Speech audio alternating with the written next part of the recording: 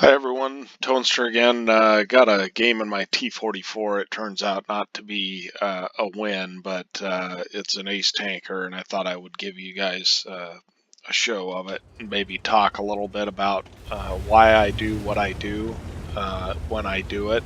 Although towards the end there might be some flawed thought processes, I don't know, but obviously didn't come out with a win, so.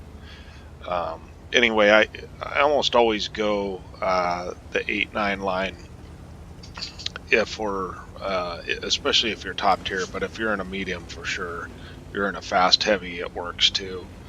As it turns out, I am top tier in this match, so get a little spotting just to see. I'm a little reticent to go, but I see that Cromwell going down there, and I don't want him to really die for nothing, and there's a position up here that I can get into that is relatively safe, that really all you're showing is turret. And so this is the position. You can move a little bit forward of this position also, but it affords the ability to really go hull down and make yourself a hard target. And for me, of course, I'm a blue player, and it's hard to know when to leave. I often leave really a lot too early. In this case, I don't. I leave right on time, and it seems like it is too late. But anyway, we're just putting good shots into these guys that are poking the corner. You know, that IS has very little chance, the IS2, of pinning me because he's snapping stuff, and he's only got 175 pin. So right there, I'm just trying to keep that T69 at bay as long as possible, because I know my guys are going to die there. I want to keep them alive as long as I can, because the longer I can keep them alive, the more damage I can do, feeling comfortable that I'm here. Once they die, I'm starting to think I should leave, but in reality, I just pull back for a second, and then I'm able to get some side shots, and thought I was going to have side turret there, but Artie is really helping me out, which is good, because I'm definitely on the weak side here. So, of course, the Hellcat's saying to fall back, and I already know that I need to fall back. So if there's nobody up top, that's a good way to kind of exit. You can kind of turn yourself up onto the hill and then skedaddle. But I see that this IS2 is on the move, and I don't want him to come in full health, so I want to get a couple of shots into him if possible. So we're up to about 1700 damage right now, and I'm just trying to kind of work these guys down as I exit, because otherwise they're just going to roll over us, and our other side is not doing so hot. So I decided to come back around this other side, because I do have Artie help. That's probably the predominant factor, and I'm able to track this T69 in place.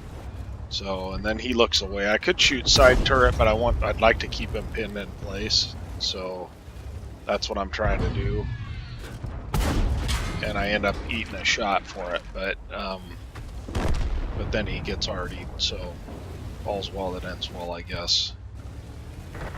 So now we're up to 2700 damage. We've only taken one damaging shot, so I'm actually quite happy, but we're still behind. It's 8-5 still.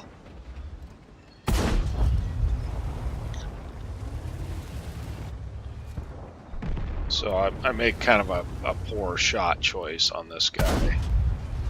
I should have aimed ahead of him a little bit, but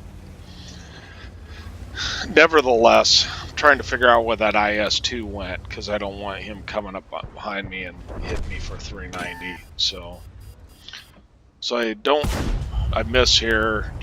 That's just me missing, basically. But I don't have the gun depression, so you can come up on this hill and get the gun depression you need and just show him turret is all, which is what I do. Able to hit his cupola, and it's finally even.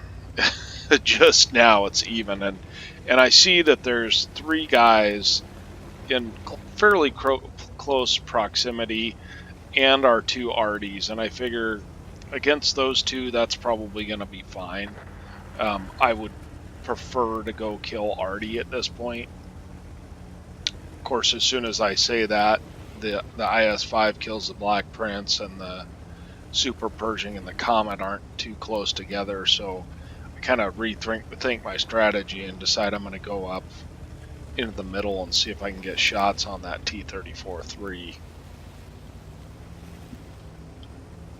So there's a little saddle here that you can sit in that has a bush as well, so gives you a bush cover. It also gives you cover from the left and cover from the right to some extent. So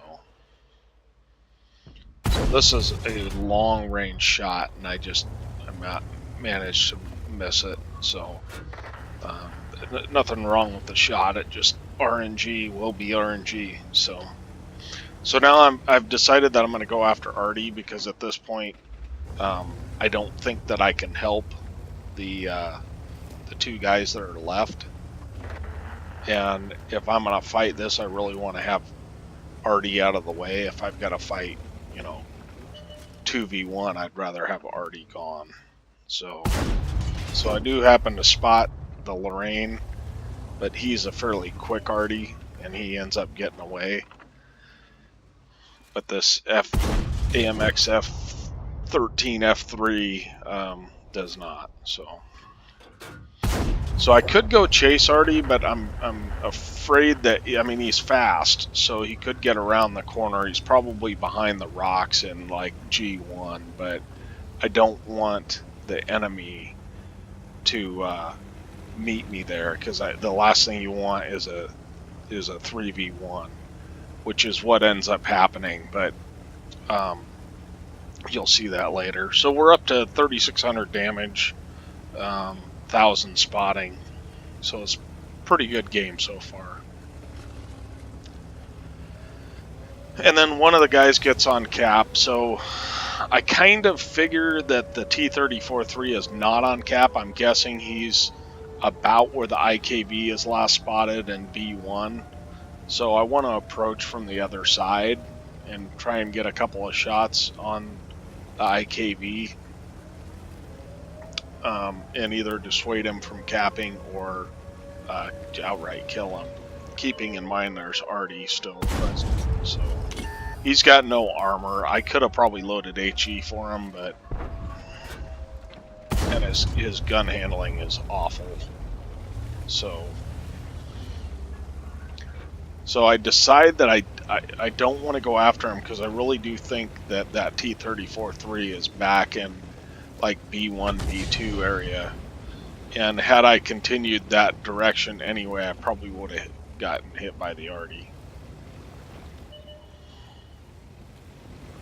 So this, I think, is a mistake. I do track the guy, but I should have probably just ran away from him, because I've got a T-34-3. They've got horrible gun suppression. But I know that I can out DPM him if I have to. So I get him tracked again, but he shoots me and lights me on fire, which basically ends the game. So anyway, I ended up with 5,000 damage. I'll put that in the description, the Watt Replays link if you're interested in looking at it. But that was kind of a heartbreaker. I mean, 5,000 damage in a Tier 8 tank is a lot of damage. Anyway, appreciate you watching, and I will catch you next time.